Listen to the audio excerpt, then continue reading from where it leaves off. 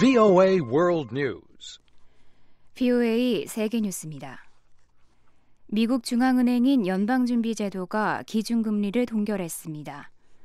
연준은 17일 연방공개시장위원회 정례회의뒤 발표한 성명에서 최근 몇 년간 계속 이어온 역대 최저 수준의 금리를 계속 유지하기로 결정했다고 밝혔습니다. 연준은 기준금리를 현재의 0%에서 0.25% 사이로 그대로 유지하기로 했습니다. 제니 옐런 미 연방준비제도 의장은 노동시장이 개선되고 물가 상승률이 2%대로 올라간다는 확신이 있을 때 금리를 올리는 것이 적절하다고 판단된다고 밝혔습니다. 연준은 세계 금융위기가 한창이던 지난 2008년 12월 기준금리를 0%대로 인하한 이후 계속 유지해오고 있습니다. 일본 아베 신조 총리가 추진 중인 집단자위권 법안 등 11개 안보 관련 법안들이 국회를 곧 통과할 전망입니다. 연립여당인 자민당과 공명당 의원들은 17일 참의원 특별위원회에서 야당 의원들이 표결에 반대하는 가운데 자위대법 개정안을 비롯한 11개 안보 관련 법안들을 다수의 찬성으로 가결했습니다. 표결에 반대하는 야당 의원들이 위원장석을 둘러싼 채 거세게 항의했지만 과반 의석을 점유한 연립여당은 표결을 강행했습니다. 이에 따라 연립여당은 늦어도 18일 중에는 마지막 국회 절차인 참의원 본회의에서 법안을 최종 처리할 전망입니다. 베냐민 네타냐후 이스라엘 총리가 오는 11월 9일 워싱턴에서 바락 오바마 미국 대통령과 정상회담을 가질 예정입니다. 두 정상은 이번 회담에서 이란 핵합의와 팔레스타인과의 평화 문제 등 중동 지역 안보 현안들을 중점 논의할 것이라고 조시 어니스트 백악관 대변인이 말했습니다. 어니스트 대변인은 또 네타냐후 총리의 이번 미국 방문은 양국 간 깊고 영원한 유대 관계와 이스라엘의 안보를 더 강화하기 위한 전례 없는 협력 관계를 나타내는 것이라고 강조했습니다. 네타냐후 총리는 이란과 서방 6개국의 핵합의는 이란이 핵무기를 제조할 수 있도록 폭넓은 여지를 남긴 것이라며 강력히 반대하고 있습니다.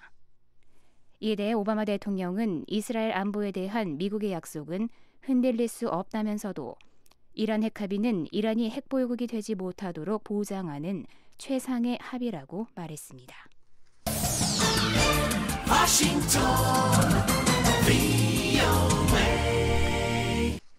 지금 여러분께서는 VOA 세계 뉴스를 듣고 계십니다. 다음 소식입니다. 남미 국가 칠레에서 규모 8.3의 강진으로 인한 사망자 수가 10명으로 늘었다고 칠레 당국자가 밝혔습니다. 이번 지진은 지난 16일 수도 산티아고에서 북쪽으로 500km 떨어진 곳에서 발생했으며 남미 대륙 반대편인 아르헨티나의 부에노스아이레스에서도 감지될 정도로 위력이 컸습니다. 태평양 쓰나미 경보센터는 4,200km에 달하는 칠레 모든 해안 지역에 3m 이상의 높은 파도가 밀려올 가능성이 있다고 경고했습니다. 아프리카 남수단에서 16일 전복된 유조차가 폭발해 적어도 60명이 목숨을 잃었습니다. 남수단의 마리암 티토 만베마얀 지군국장은 VOA에 부상자들의 피해 상황이 심각해 앞으로 사망자 수는 더 늘어날 것으로 보인다고 밝혔습니다. 티토 국장은 이날 사고로 100여 명 이상이 부상을 입었다고 밝혔습니다. 동아프리카 지역에서는 전복된 유조차에서 흘러나오는 기름을 얻으려다가 폭발로 목숨을 잃는 사고가 빈번히 발생하고 있습니다. 미 공군 사령관이 16일 유럽에 항구적인 F-22 랩터 기지가 마련돼야 한다고 촉구했습니다. F-22 랩터는 미 공군의 최신의 5세대 스텔스 전투기입니다. 미 공군은 러시아군의 세력 확장에 대응해 지난달 유럽에 처음으로 F-22 랩터 넉 대를 파견했습니다. 프랭크 구렌스 미 공군 유럽 아프리카 지역 사령관은 이날 워싱턴 인근에서 열린 공군 행사에서 이 같은 움직임은 유럽의 F-22 랩터를 위한 항구적 기지 마련을 위한 첫 단계일 가능성이 있다고 밝혔습니다. VOA 세계 뉴스 김현진입니다.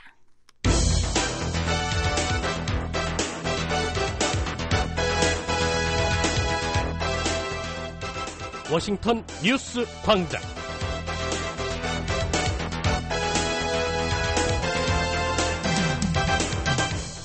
여러분 안녕하십니까? 9월 18일 금요일 워싱턴 뉴스 광장 시작합니다.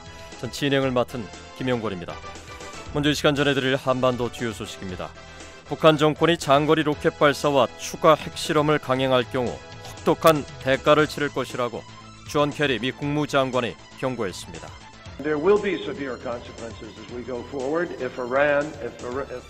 북한 정권의 도발 저지를 위해 한국 정부가 주요국들과 여러 노력을 기울이고 있다고 한국 외교부가 밝혔습니다. 중국이 북한의 큰물 피해 복구를 위해서 10만 달러를 지원했습니다. 인도 정부가 북한과 외교 관계를 개선할 뜻을 밝혔습니다. 금요일인 오늘 북한은 대체로 맑다가 오후부터 구름 많아지겠습니다. 아침 최저기온은 3도에서 18도, 낮 최고기온은 19도에서 27도로 어제와 비슷하겠습니다. 바다의 물결은 동해 먼바다에서 2에서 3m로 높게 일겠고 서해는 0.5에서 1m로 일겠습니다. 내일 토요일은 북부지방의 경우 대체로 흐리고 낮부터 저녁 사이 가끔 비가 오겠습니다. 하지만 중부지방은 가끔 구름 많다가 아침부터 대체로 맑아지겠습니다. 워싱턴 뉴스 광장 첫 소식입니다. 북한 정권이 장거리 로켓 발사와 추가 핵실험을 강행할 경우 혹독한 대가를 치를 것이라고 존 케리 미 국무장관이 경고했습니다. 단순한 추가 제재 이상의 조치를 취할 가능성을 시사해서 주목됩니다. 이은경 기자입니다. 존 케리 국무장관은 북한이 동북아시아 지역의 우려를 악화시키는 무책임한 도발 행위를 자제하지 않을 경우 혹독한 대가를 치르게 될 것이라고 말했습니다. And there will be severe consequences as we go forward if North Korea does not refrain from its irresponsible provocations that aggravate. 북한이 도발 행위로 동북아 지역의 안전을 위태롭게 하고 국제 의무 이행을 거부할 경우 혹독한 대가를 치를 것이라는 경고입니다. 케리 장관은 그러면서 이란과 마찬가지로 북한을 핵 보유국으로 인정하지 않을 것이란 미국 정부의 입장을 거듭 확인했습니다. 케리 장관의 이 같은 발언은 16일 미 국무부에서 열린 마이테 응코아나 마샤반의 남아프리카 공화국 외무장관과의 회담 뒤 가진 공동 기자회견에서 나왔습니다. 케리 장관은 장거리 로켓 발사와 핵실험 가능성을 내비친 북한과 대화에 나설 용의가 있는지를 묻는 질문에 이라는 국가의 진로를 바꾸고 국제사회로부터의 고립에서 벗어나는 것이 핵무기 보유를 추진하는 것보다 더 중요하다는 근본적인 결정을 했지만 북한은 그런 결정을 하지 않고 있다고 지적했습니다. 이어 이란이 이런 결정을 한 데는 제재가 역할을 했다며 북한의 경우 제대로 된 경제가 거의 없는 상황이기 때문에 제재 이상의 조치가 필요할 수 있다고 말했습니다. It may take more than sanctions with respect to North Korea because of its almost total absence of a legitimate economy, but nevertheless 케리 장관은 제재 이상의 조치가 무엇을 의미하는지에 대해서는 자세히 밝히지 않았습니다. 다만 북한이 도발할 경우 치르게 될 혹독한 대가에 대해서는 이미 점진적으로 적용되고 있다며 중국 정부가 취하고 있는 조치들을 언급했습니다. 중국 당국이 북한에 대해 무역과 관련한 조치를 취했고 북한과 고위급 교류가 없었으며 그 밖에 북한을 추가로 압박하기 위한 절차를 진행하고 있다는 설명입니다. 케리 장관은 영변 핵시설에 관한 북한 관영 매체들의 보도 등이 사실로 입증될 경우 어떤 조치를 취할지에 대해 이미 논의했다고 말했습니다. 케리 장관은 중국과 러시아, 한국, 일본 등과 북한의 유엔 안보리 결의 위반에 대한 평화적이고 외교적인 해결 방안을 찾기 위해 대화하고 있다고 밝혔습니다. VOA 뉴스 이은경입니다. 한편 북한 정권의 도발을 저지하기 위해서 한국 정부가 주요국들과 여러 노력을 기울이고 있다고 한국 외교부가 밝혔습니다. 서울에서 박병영 기자가 보도합니다. 한국 외교부는 17일 북한이 여러 가지 전략적 위협을 하는 상황에서 미국 등 주요국들과 함께 북한의 도발을 저지하기 위한 노력을 기울이고 있다고 밝혔습니다. 노광일 외교부 대변인은 그러나 북한에 대한 제재 방안과 관련한 존 케리 미 국무장관의 발언에 대한 한국 정부의 입장에 대해서는 구체적인 언급을 하지 않았습니다. 미국 등 주요국을 대상으로 그러한 북한의 전략 도발을 저지하는 그런 노력을 경주하고 있고요. 만약 북한이 그럼에도 불구하고 전략적 도발을 한다 그러면은 거기에 상응하는 엄중한 단호한 국제사회의 대응에 직면하게 될 것이다 라는 게 제가 지금 드릴 수 있는 말씀의 전부인 것 같습니다. 캐리 미 국무장관은 현지 시간으로 지난 16일 워싱턴에서 기자들과 만나 북한은 제대로 된 경제가 없기 때문에 제재 이상이 필요할 수 있다고 지적했습니다. 노 대변인은 그러나 북한이 유엔 안전보장이사회 결의에 위반하게 되면 단호한 대응에 직면할 것이라고 경고했습니다. 북한이 만약 안보리 결의를 정면으로 위반하여 상황을 악화시키는 조치를 취할 경우 국제사회의 단호한 대응에 직면하게 될 것입니다. 한국 정부의 이 같은 입장은 북한이 장거리 로켓 발사와 4차 핵실험 가능성을 시사한 가운데 우선 북한의 전략적 도발을 억제하는 데 초점을 두고 있는 것으로 풀이됩니다. 한국 정부는 그러나 북한이 국제사회의 경고를 무시하고 도발을 감행했을 경우 안보리 차원의 대북 제재에 나설 수밖에 없다는 점을 거듭 확인한 것입니다. 한국 정부 안팎에서는 캐리 미 국무장관이 언급한 경제 제재 이외에 다른 수단이 무엇인지 관심이 쏠리고 있는 가운데 이달 말 유엔 총회를 계기로 열릴 예정인 미한일 3국 외교장관 회담과 다음 달로 예정된 미한 정상회담에서 북한의 도발 행위에 대한 제재 방안이 논의될 것이라는 전망이 나왔습니다. 한편 북한의 대남 선전용 웹사이트인 우리민족끼리는 17일에도 장거리 로켓 발사와 핵실험에 대한 의지를 재확인하며 국제사회의 비판에 반발했습니다.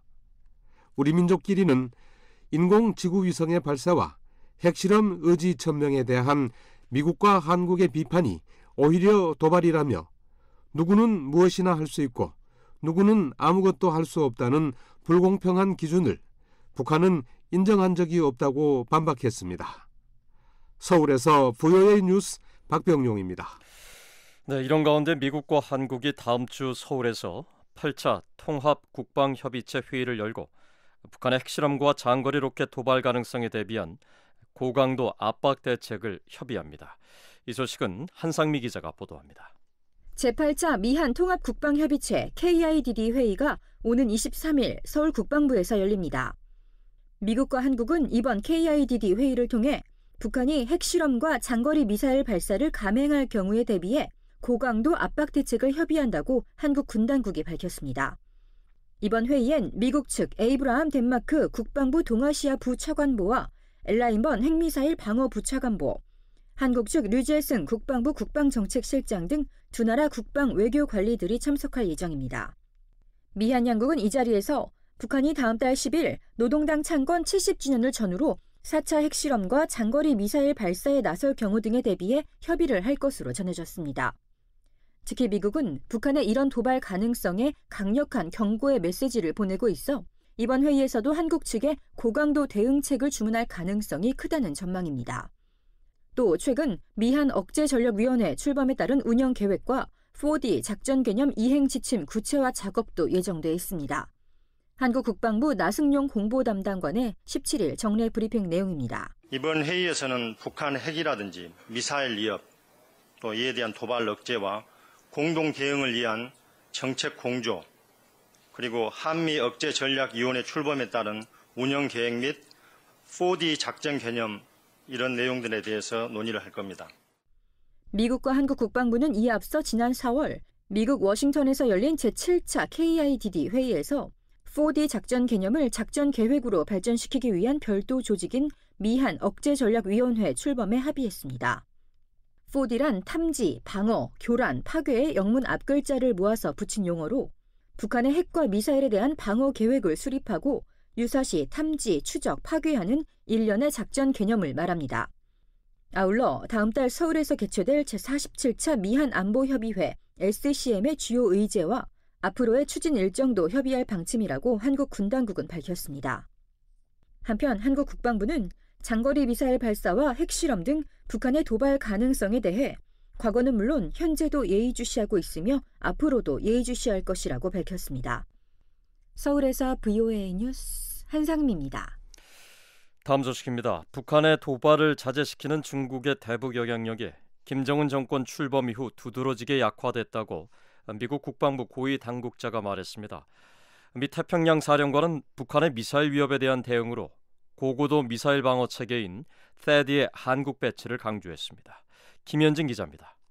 미 상원 군사위원회가 17일 아시아 태평양 지역의 해양안보 전략에 대한 청문회를 열었습니다. 청문회에 출석한 해리 해리스 미 태평양 사령관과 데이비드 시어 미 국방부 동아태 차관보는 최근 북한 정권의 장거리 로켓과 추가 핵실험 위협과 관련해 중국의 대북 영향력이 예전 같지 않다고 지적했습니다. China's influence on North Korea is waning, or China doesn't have the influence on North Korea that it had in the past. So that is also 해리스 사령관은 중국의 대북 영향력이 약화되고 있다며 예전만큼의 영향력을 갖고 있지 않은 게 우려된다고 말했습니다.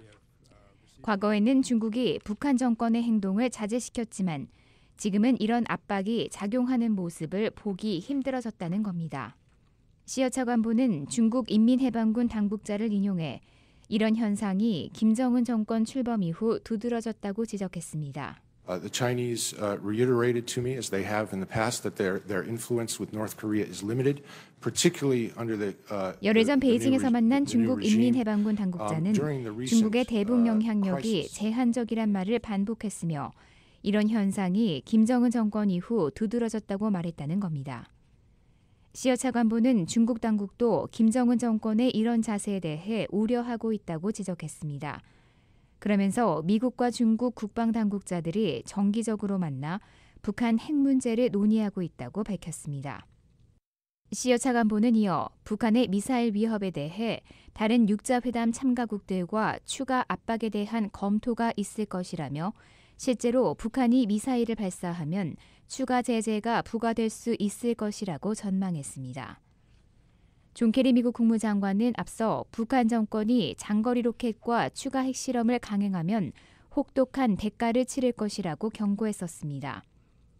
해리스 사령관은 어떤 상황에도 만반의 태세를 갖추는 게 자신의 임무라며 그런 측면에서 한국의 탄도미사일 방어 능력을 강화하도록 협력하고 있다고 말했습니다. And we strengthen South Korea's ability in their BMD systems, and that is 해리스 장관은 특히 이런 탄도미사일 방어 능력 강화의 일환으로 고고도 미사일 방어 체계인 사드의 한국 배치가 개인적으로 중요하다고 생각한다고 말했습니다.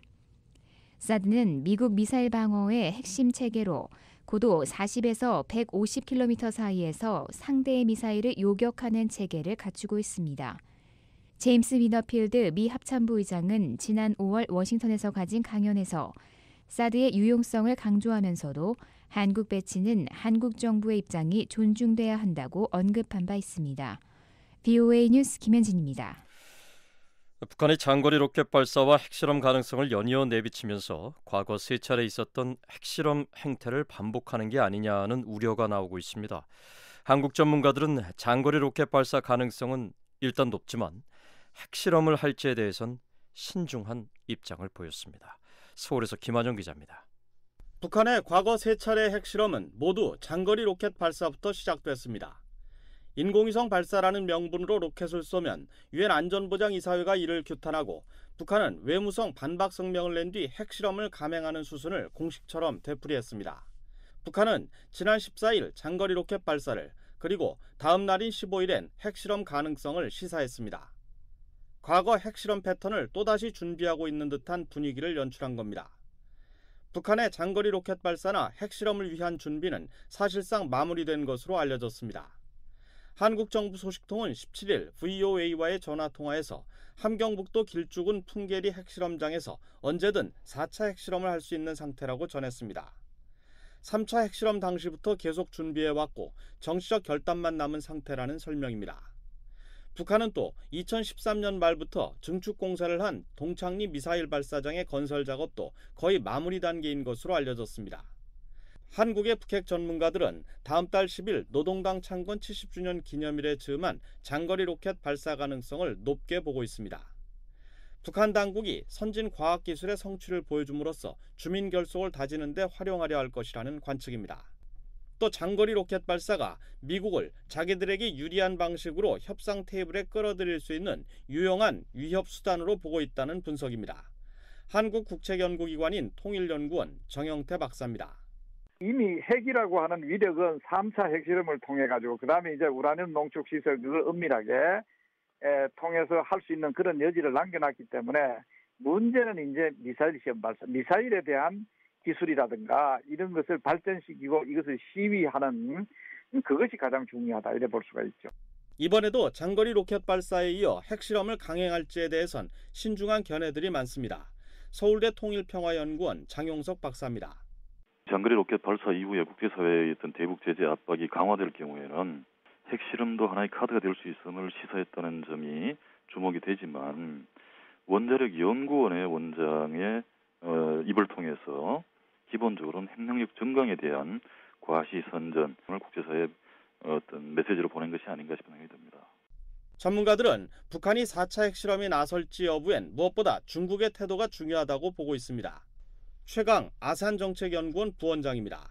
인공위성이라고 주장을 하면서 이 로켓 시험을 했다 할 경우에 중국의 입장이 매우 좀 모호해질 가능성이 있습니다.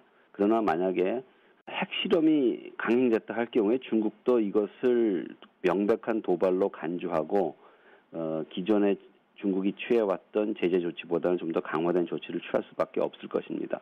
박근혜 대통령의 전승절 참석으로 시진핑 중국 국가주석이 한국 측 입장에 더 신경을 쓸 것이라는 관측도 나옵니다. 이런 이유로 북한도 과거처럼 섣불리 핵실험까지 나서진 않을 수 있다는 겁니다. 익명을 요구한 북핵 전문가는 그러나 북한 원자력연구원 원장이 영변의 모든 핵시설과 5메가와트 흑연 감속로의 용도가 재정비됐다고 한 발언에 주목하면서 새로운 형태의 핵실험 가능성을 제기했습니다. 이 전문가는 기존 핵무기의 위력을 대폭 강화시킨 증폭 핵무기와 나아가 수소폭탄 제조에 필요한 3중 수소를 영변 5메가와트 원자로에서 대량 생산할 가능성이 있다며 이 기술을 이용한 일종의 핵 고도화 실험을 할 수 있다고 내다봤습니다. 서울에서 VOA 뉴스 김환용입니다. 미국과 한국 해병대가 지난 7일부터 한국에서 연합훈련을 하고 있습니다. 한국 군당국은 17일 양국 해병대가 지난 7일부터 오는 26일까지 경기도 김포와 파주, 포천 일대 훈련장에서 연합훈련을 진행하고 있다고 밝혔습니다. 훈련엔 미군 600명과 한국군 500명이 참가하고 있습니다. 한국 군당국은 상호 연합작전 능력을 배양하고 상호 운용성과 전투기술 향상에 훈련을 집중하고 있다고 설명했습니다. 한국 군당국은 1주차엔 유격 훈련과 친선 활동, 2주차엔 보병과 포병의 병과 별 연합훈련, 3주차엔 제병 협동훈련 등을 단계적으로 진행한다고 밝혔습니다.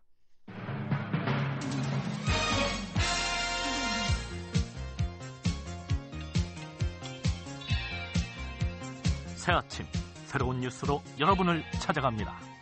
워싱턴 뉴스 광장.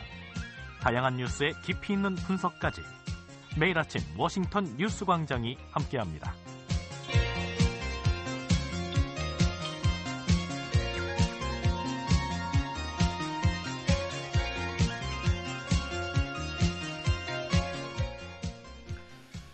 다음 소식입니다. 북한 당국이 평양 주재 외국인들이 이용해온 특정 인터넷 웹사이트들을 차단한 것으로 알려졌습니다.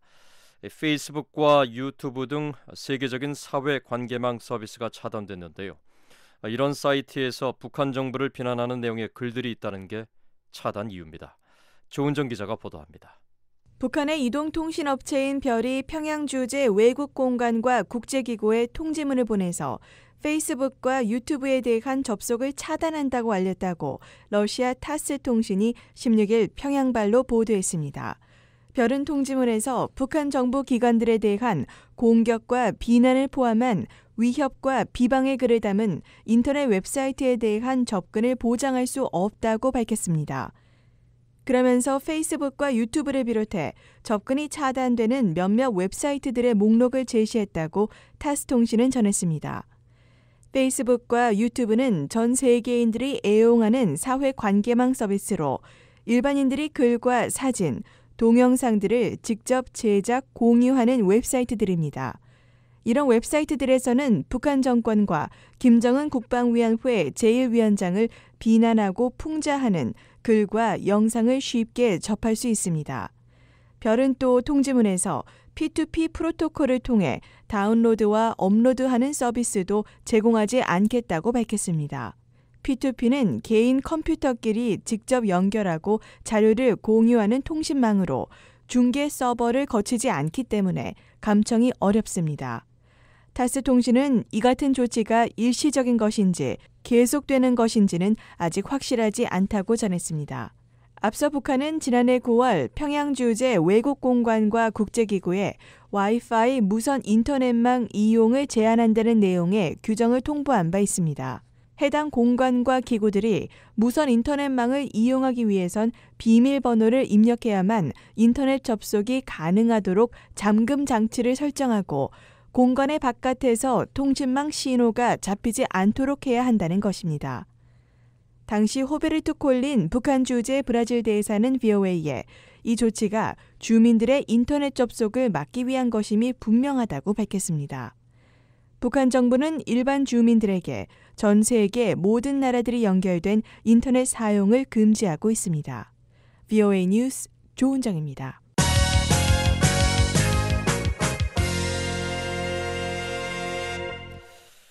다음 소식입니다. 지난해부터 올해까지 중국 정부의 대북 원유 수출이 공식 집계에 나타나지 않고 있습니다. 한국 정부는 중국이 예년 수준인 연간 50만 톤 규모의 원유를 북한에 계속 지원하는 것으로 추정했습니다. 서울에서 김은지 기자입니다. 한국의 통일부는 17일 국회 외교통일위원회에 제출한 자료에서 올해 중국의 대북 원유 수출량이 공식 통계에 나타나지 않고 있지만 예년 수준인 50만 톤가량의 원유를 지원하는 것으로 추정된다고 밝혔습니다. 그 근거로는 북한에서 차량 통행량 감소가 적고 평양의 택시회사가 늘어나는 등 유류 부족으로 인한 특이 동량이 발견되지 않은 점을 꼽았습니다. 지난해부터 올해 7월까지 중국의 공식 통계에 대북 원유 수출이 잡히지 않으면서 중국이 북한에 대한 원유 지원을 중단한 게 아니냐는 관측이 일부 제기됐지만 여전히 예년 수준의 원유를 무상 또는 차관 형태로 북한에 지원하고 있다는 것이 한국 정부의 추정입니다. 이에 앞서 미국의 한 북한 군사 문제 전문가도 지난 7월 북한 전문 웹사이트인 38노스에 기고한 글에서 위성 사진을 판독한 결과 중국으로부터 원유를 공급받아 정제하는 북한 내 시설이 정상 가동되고 있다며 중국 정부가 북한에 원유를 정상 공급하고 있는 것으로 추정했습니다. 한국의 전문가들 사이에서는 중국 정부가 국제사회의 제재 국면 등을 의식해 대북 원유 수출 통계를 사실상 비공개로 전환했을 것이라는 관측이 나오고 있습니다. 북한 경제 전문가인 이영훈 SK 경영경제연구소 수석연구원입니다. 첫 번째는 중국이 국제사회에 대북 제재가 있는 상황에서 공개적으로 원유를 공급한다는 그 이미지를 주기 싫다는 어떤 그런 측면이 있고, 또 다른 하나는 북한으로서도 에너지 공급량이 드러나는 것이 전체 그 경제 규모가 또는 그 규모의 어떤 변화가 드러나는 그런 측면이 있어서 또 원하지 않았을 가능성이 있다고 봅니다. 한국 내 일부 전문가들은 다만 북한이 사책 실험을 비롯한 추가 도발을 감행할 경우 중국 정부가 일시적으로 북한에 대한 원유 지원을 중단할 가능성을 제기했습니다. 중국 전문가인 호서대 정가림 교수입니다. 단기적으로는 중단할 수 있지만 지금 중국이 장기적이거나 아주 완전히 단절하는 그런 경우는 생기지 않을 거라고 생각을 해요. 중국의 관영 언론들은 최근 북한의 이딴 도발 위협에 대해 중국 정부는 북한의 도발 위협과 영변 핵시설 재가동에 반대한다며 과거와 같은 악순환이 될 수 있다고 자제를 촉구했습니다. 서울에서 VOA 뉴스 김은지입니다. 중국이 북한 수해 복구를 위해서 10만 달러를 지원했습니다. 지난달 말 심각한 홍수, 즉 큰물 피해를 입은 라선시 복구를 위한 건데요. 조은정 기자가 보도합니다. 북한 주재 중국 대사관은 16일 홈페이지를 통해 북한 수해 복구를 위해 10만 달러를 기부했다고 밝혔습니다. 중국 대사관은 셴 샤오강 참사관이 중국 홍십자회를 대신해서 15일 조선 적십자회에 지원금을 전달했다며 이번 기부는 지난달 심각한 홍수 피해를 입은 나선 씨를 지정해서 이뤄졌다고 밝혔습니다. 셴 참사관은 기부금을 전달하면서 중국 인민들은 자연재해로 인명과 재산 피해를 입은 북한 인민들에게 연민을 느끼고 있다고 말했습니다. 또 홍십자회가 나선 씨의 구호 자금을 지원하는 것은 중국과 북한의 우호 관계를 지키고 발전시키려는 중국 당과 정부, 인민의 한결같은 입장을 반영하고 있다고 설명했습니다. 셴 참사관은 이어 북한의 수재민들이 조만간 자연재해를 극복하고 복구 작업도 빨리 이루어지길 바란다고 말했습니다. 이에 대해서 조선적십자회는 중국의 지원이 복구 작업에 중요한 역할을 할 것이라며 감사를 표했습니다. 북한에서는 지난달 22일과 23일 제15호 태풍 고니가 나선시를 강타해서 주민 40여 명이 숨지고 10,000여 명의 이재민이 발생했습니다. 주택 1000여 채도 파손됐습니다.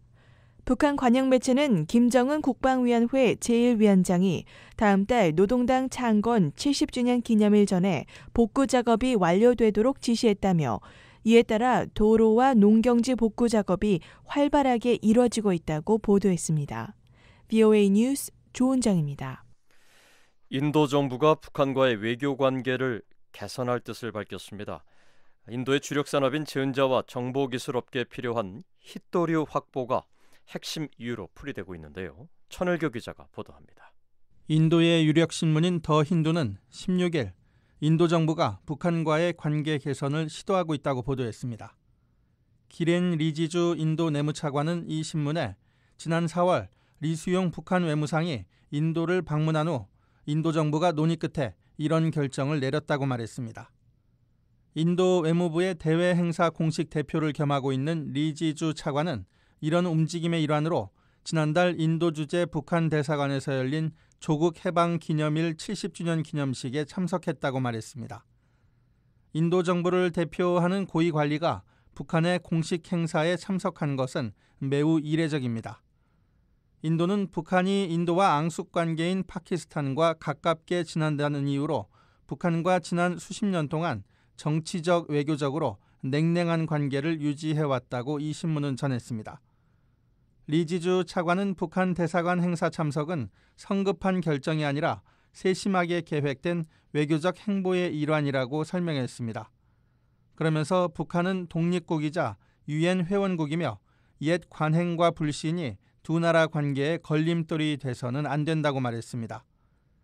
인도의 전직 관리와 전문가 역시 인도 정부의 이런 움직임을 외교 정책의 전환으로 풀이했습니다.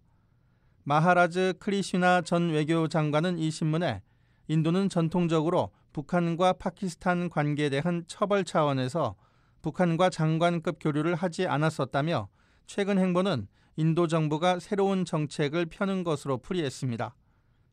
실제로 북한 외무상이 인도를 방문한 것은 북한과 인도가 지난 1973년 수교한 뒤 42년 만에 처음 이뤄진 겁니다. 인도 외교부는 지난 4월 리수용 북한 외무상이 뉴델리에서 슈슈마 수아라지 인도 외교장관을 만나 인도의 인도주의 지원에 사의를 표하고 추가 지원을 요청했다고 밝혔었습니다. 당시 북한 관영 조선중앙통신은 두 장관이 정치, 경제, 문화 분야의 친선 관계 발전에 대해 대화를 나눴으며 수아라지 장관이 리 외무상의 방북 초청을 수락했다고 보도했었습니다. 더 힌두 신문은 인도가 북한과 관계 개선을 시도하는 실질적인 이유는 북한에 매장된 풍부한 광물 때문인 것으로 분석했습니다. 지난 2013년 북한을 방문했던 인도 공산당의 시타람 예추리 총서기는 이 신문에 북한과의 관계 개선은 장기적인 국익 차원으로 보인다며 북한의 광물을 지적했습니다. 북한은 인도의 주력 산업인 정보기술과 전자산업에 필수적인 히토류 등 세계적으로 광물 매장량이 풍부하다는 겁니다.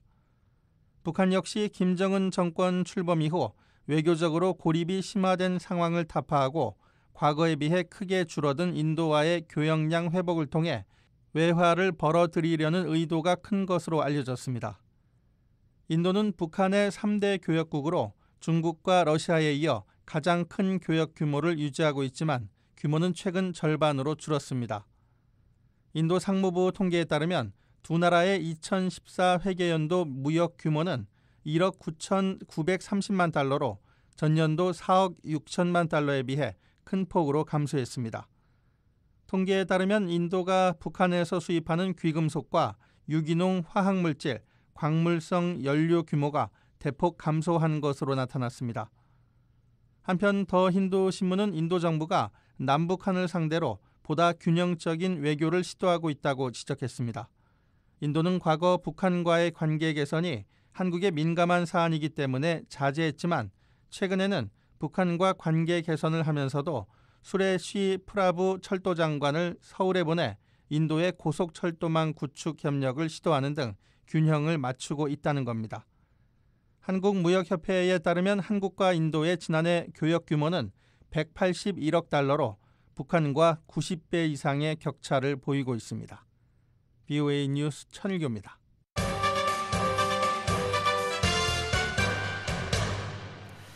한국 정부가 북한 당국에 주민의 인권을 보호하라고 거듭 촉구했습니다. 한국통일부 당국자는 17일 북한 정부가 한국 국회의 북한 인권법안 제정 움직임을 비난한 데 대해 이 같은 입장을 밝혔습니다. 그러면서 이런 움직임을 비난할 게 아니라 북한 스스로 주민들의 인권 개선을 위해 노력해야 할 것이라고 밝혔습니다. 한국통일부 당국자는 이날 기자들에게 북한의 인권 상황에 대해 그동안 심각한 우려를 표명해 왔다며 이같이 말했습니다.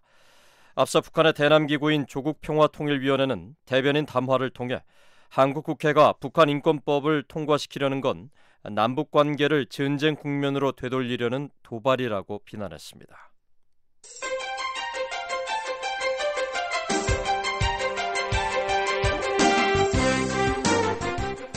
세계 여러 나라의 주요 소식들을 전해드리는 지구촌 오늘입니다. 오늘도 최원기 기자 나와 있습니다. 안녕하십니까? 안녕하십니까? 예, 주요 소식부터 알아볼까요? 애시턴 카터 미 국방장관이 중국의 남중국해 인공섬 건설 중단을 요구했습니다. 남미 칠레에서 규모 8.3의 강력한 지진이 발생했습니다. 예, 그럼 먼저 이 애시턴 카터 미 국방장관의 남중국해 관련 발언부터 알아볼까요? 네, 카터 장관은 미 공군 창설 68주년을 앞두고 16일 미 동부 메릴랜드에서 열린 행사에서 미국의 국방 정책에 대해 연설했는데요. 남중국해 문제에 대해서도 언급했습니다. 특히 시진핑 중국 국가주석의 미국 방문과 미중 정상회담이 다음 주로 다가온 가운데 한 발언이라서 주목되는데요. 카터 장관은 남중국해에서 중국의 인공섬과 군사시설 건설은 국제법과 아태지역 안보구조에서 벗어나는 것이고 또 무력에 반대하고 외교적으로 문제를 해결하려는 지역의 공통된 인식과도 맞지 않는 것이라면서 즉각 중단하라고 요구했습니다. 예, 그러니까 쉽게 설명하면은 분쟁이 있는 지역에 인공섬을 만들어 놓고 여기까지가 우리 땅이다 이렇게 우기는 셈인데요. 최근에도 중국에 이런 새로운 활주로 건설 움직임이 있지 않았습니까? 있었습니다. 중국은 지난 6월 이후 인공섬 매립을 중단했다고 밝혔는데요. 그런데 최근 촬영된 인공위성 사진을 보면 인공섬 한 곳에 세 번째 활주로를 건설하는 모습이 포착됐습니다.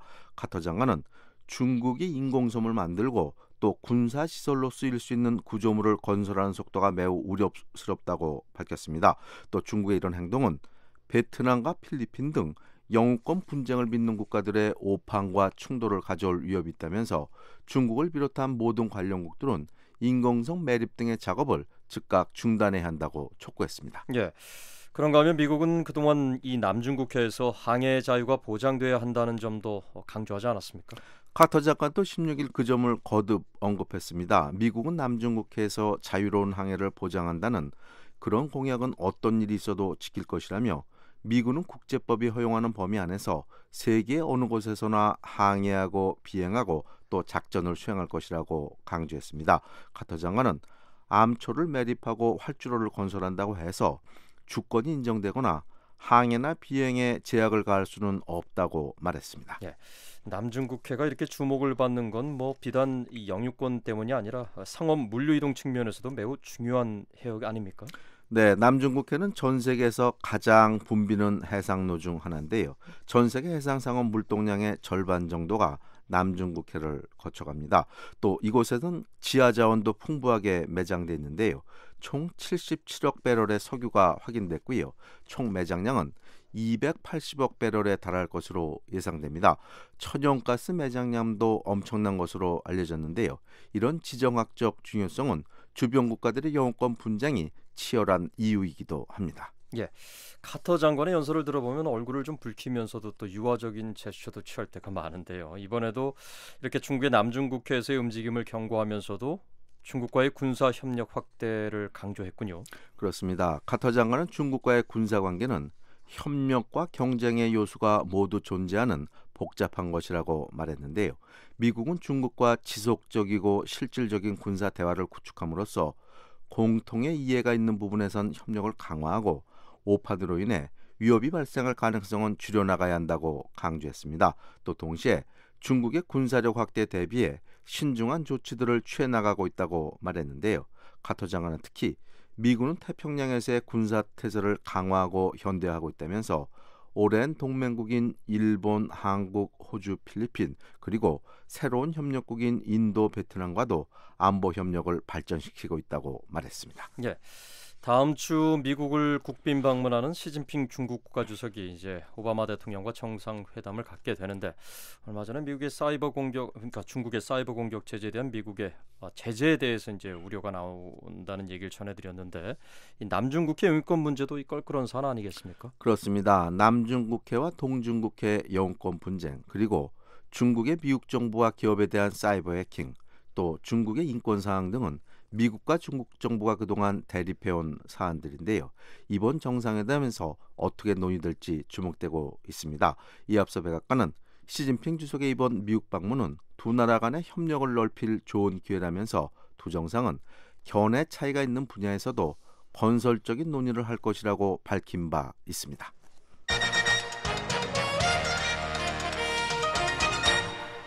지구촌원을 함께하고 계십니다. 앞서 영유권 분쟁 남중국해 관련 소식 전해드렸는데 일본도 중국과 동중국해에서 영유권 분쟁을 겪고 있지 않습니까? 그렇습니다. 일본 정부가 동중국해에서 중국의 일방적인 가스 채굴에 대해 항의했다는 소식도 있군요. 네, 16일 스가 요시대 일본 관방장관이 기자회견을 통해 밝힌 내용인데요. 일본 정부는 중국이 두 나라 간의 사실상 해상 경계선인 16개의 가스 시추시설을 설치하고 이주 7개를 가동한 것으로 보고 있습니다. 스가 장관은 외교 채널을 통해 중국에 공식 항의했다면서 해상 경계가 확정되지 않은 상황에서 중국이 일방적으로 가스 채굴에 나선 것은 극도로 유감이라고 말했습니다. 네, 그러니까 영유권을 주장하는 해역에서 중국이 일방적으로 가스 채굴 작업을 해서는 안 된다 이런 얘기네요. 그렇습니다. 일본과 중국은 지난 2008년에 영유권 분쟁 해역의 지하 자원은 공동 개발한다 이렇게 합의했었는데요. 하지만 지난 2010년 이후 두 나라 간 영유권 분쟁이 심화되면서 중단됐고요. 이어서 중국이 독자적인 가스정 개발에 나선 겁니다. 네. 중국의 반응은 어떤가요? 중국 외교부는 가스 채굴은 영유권 분쟁의 여지가 없는 중국의 관할 해역에서 이루어지고 있다고 말했는데요. 일본 정부의 항의를 일축했습니다. 따라서 앞으로 이 문제가 두 나라 사이의 영유권 갈등을 더욱 악화시킬 여지가 있고요. 동중국해는 한국과 타이완도 일부 영유권을 주장하면서 자원 개발을 둘러싼 갈등이 있었습니다. 예, 일본 소식 하나 더 알아보죠. 어제 저희가 아베 총리가 추진 중인 집단 자위권 법안이 여러 반대 시위에 부딪히고 있다 이런 소식 전해드렸었는데 곧 의회를 통과할 예정이라고요.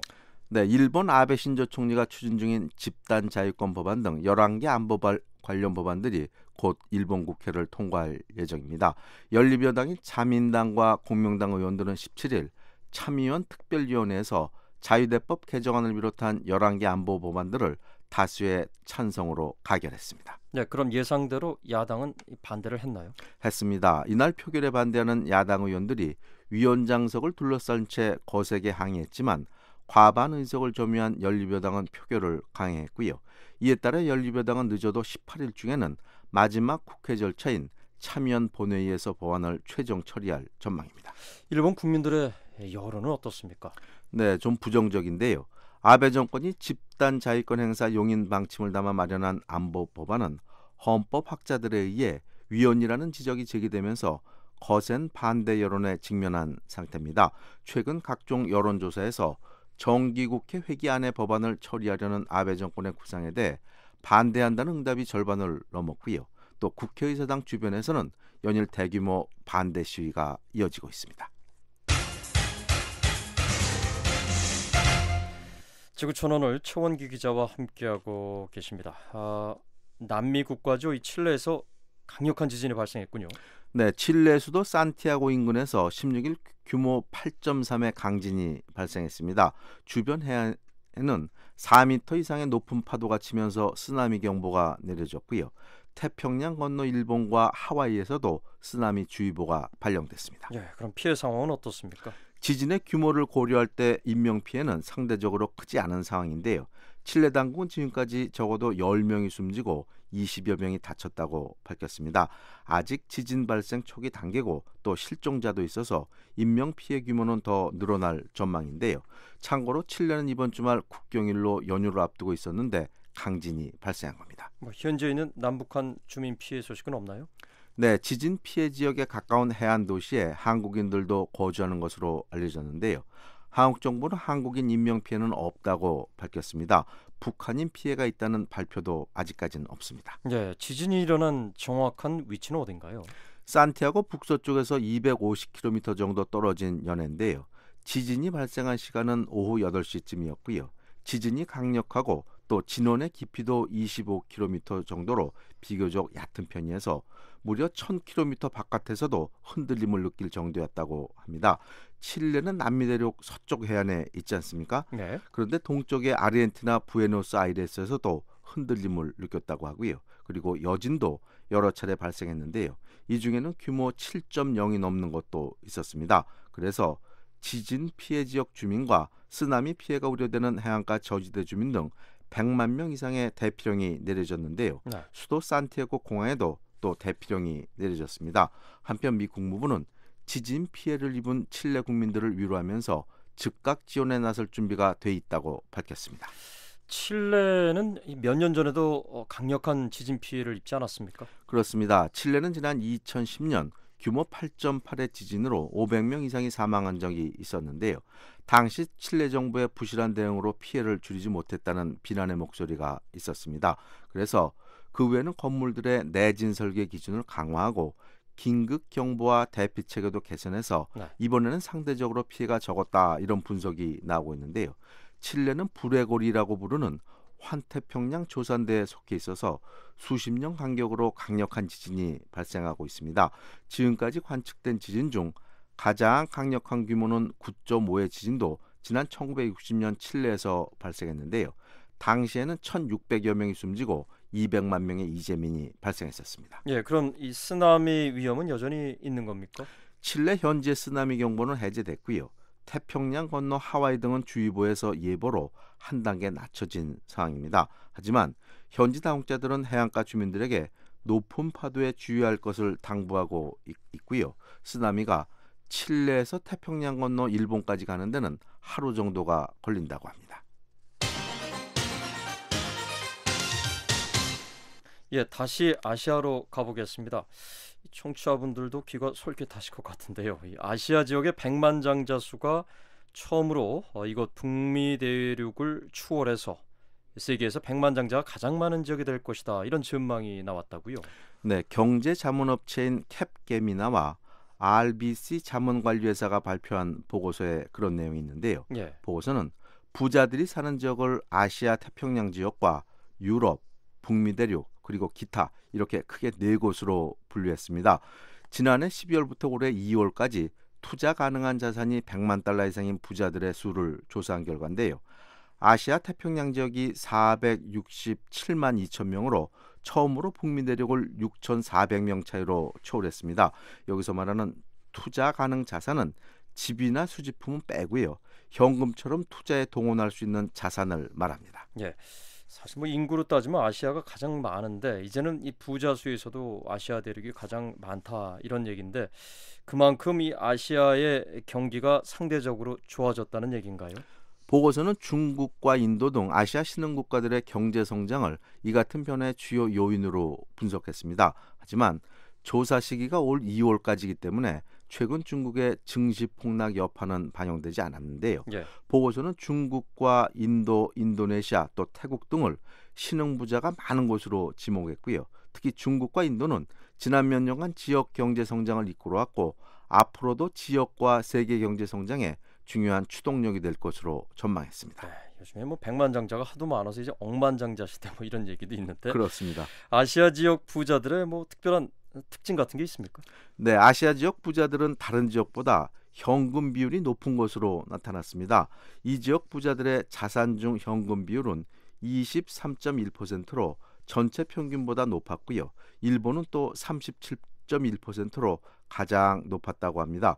북미나 유럽은 현금보다는 주식이나 펀드에 더 많이 투자하는 것으로 나타났습니다. 예, 오늘은 여기까지 듣겠습니다. 지구촌 오늘 최원기 기자였습니다.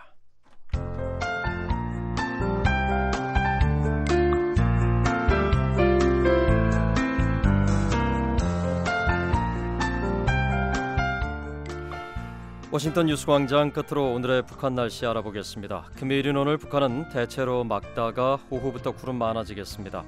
아침 최저 기온은 3도에서 18도, 낮 최고 기온은 19도에서 27도로 어제와 비슷하겠습니다. 바다의 물결은 동해 먼바다에서 2에서 3m로 높게 일겠고 서해는 0.5에서 1m로 일겠습니다. 내일 토요일은 북부지방의 경우 대체로 흐리고 낮부터 저녁 사이 가끔 비가 오겠고 중부지방은 가끔 구름 많다가 아침부터 차차 맑아지겠습니다. 지역별로 날씨 알아봅니다. 먼저 평양, 오전엔 맑겠지만 오후엔 구름 많겠습니다. 아침 최저 15도, 낮 최고 27도. 신의주는 오전에 구름 많아져 오후엔 흐리겠습니다. 아침 최저 기온은 17도, 낮 최고 기온은 26도까지 오르겠습니다. 황해도 해주는 오전에 맑겠고요. 오후엔 구름 많겠습니다. 아침 최저 기온은 16도, 낮 최고 기온은 26도까지 오르겠습니다. 개성은 오전에 맑다가 오후에 구름 조금 끼겠습니다. 아침 최저 기온은 15도, 낮 최고 기온은 26도 되겠습니다. 강원도 원산은 오전에 구름 조금 끼다가 오후엔 구름 많아지겠습니다. 아침 최저 기온은 15도, 낮 최고 기온은 21도까지 오르겠습니다. 함경남도 함흥 오전에 맑다가 오후엔 구름 많겠습니다. 아침 최저 기온 14도, 낮 최고 기온은 24도까지 오르겠습니다. 함경북도 청진은 오전에 구름 조금 끼다가 오후엔 구름 많겠습니다. 아침 최저 기온 15도, 낮 최고 기온 22도 되겠습니다. 량강도 해산은 오전에 맑다가 오후엔 구름 많겠습니다. 아침 최저 7도, 낮 최고 24도. 자강도 광계는 오전에 구름 조금 끼다가 오후엔 흐리겠습니다.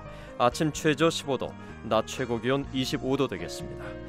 한국기상청 제공 오늘의 북한 날씨였습니다.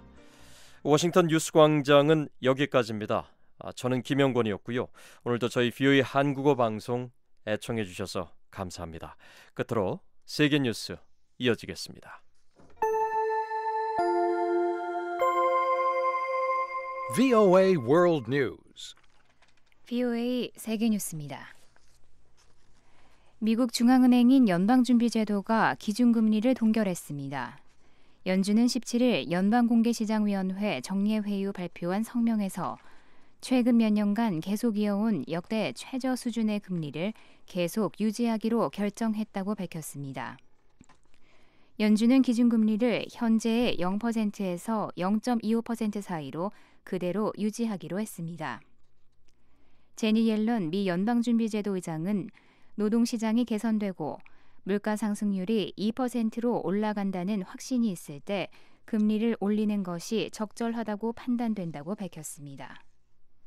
연준은 세계 금융위기가 한창이던 지난 2008년 12월 기준금리를 0%대로 인하한 뒤 계속 유지해오고 있습니다.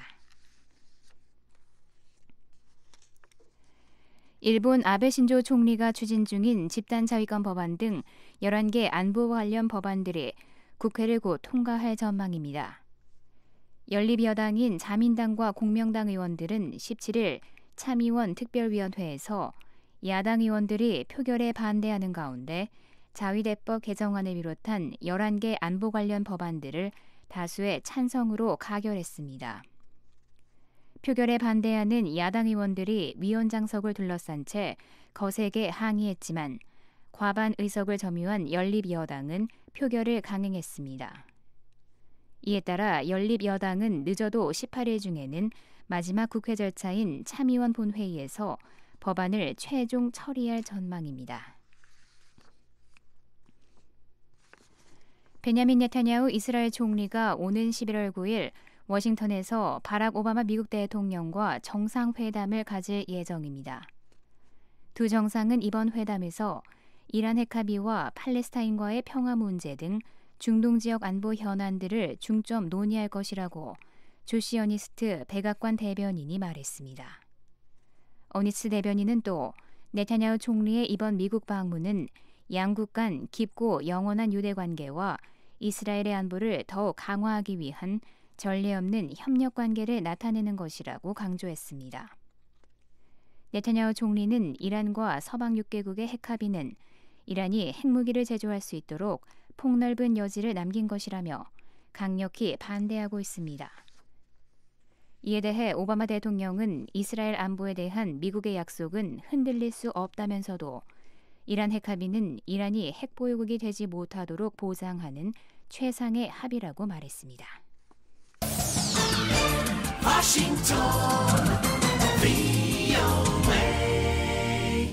지금 여러분께서는 VOA 세계 뉴스를 듣고 계십니다. 다음 소식입니다. 서아프리카 국가 부르키나파소에서 군사 쿠데타가 발생해 군부가 정권을 장악했습니다. 부르키나파소 군부는 17일 쿠데타 성공 사실을 발표하고 길버트 디엔데레 장군이 새로운 국가 통치 기구인 민주주의 국가위원회 위원장을 맡게 될 것이라고 밝혔습니다. 디엔데레 장군은 지난해 반정부 세력에 의해 축출된 블레즈 콩파울의 전 대통령의 측근으로 알려진 인물입니다. 군부는 또 과도정부는 해체됐으며 미셸 카판도 임시대통령은 자리에서 물러났다고 발표했습니다. 남미 국가 칠레에서 규모 8.3의 강진으로 인한 사망자 수가 10명으로 늘었다고 칠레 당국자가 밝혔습니다.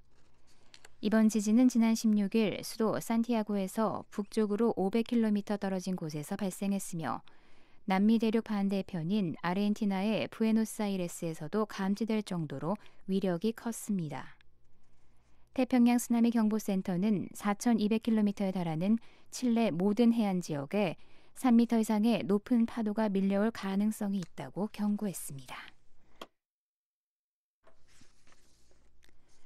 아프리카 남수단에서 16일 전복된 유조차가 폭발해 적어도 60명이 목숨을 잃었습니다.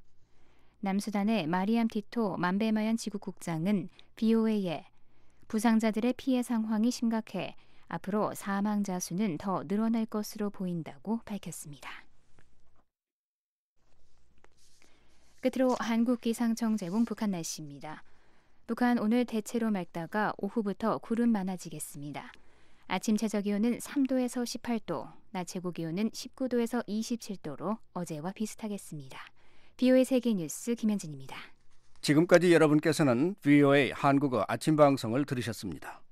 VOA 아침방송은 매일 아침 3시 30분부터 5시 30분까지 2시간 동안 단파 5875, 7365, 7485kHz로 보내드리고 있습니다. VOA 저녁방송은 밤 7시 30분부터 11시 30분까지 4시간 동안 중파 1188kHz로 보내드립니다. 단파로는 밤 8시 30분부터 11시 30분까지 3시간 동안 7460kHz, 11990kHz로 보내드리고 있습니다. 또 밤 8시 30분부터 9시 30분까지 1시간 동안은 단파 9490kHz, 밤 9시 30분부터 11시 30분까지 2시간 동안은 단파 11935kHz로도 들으실 수 있습니다. VOA 방송은 인터넷으로도 청취하실 수 있습니다. 인터넷 웹사이트 주소는 www.voakorea.com입니다. 함께해 주신 여러분께 감사드립니다. 그럼 다음 방송 시간까지 안녕히 계십시오.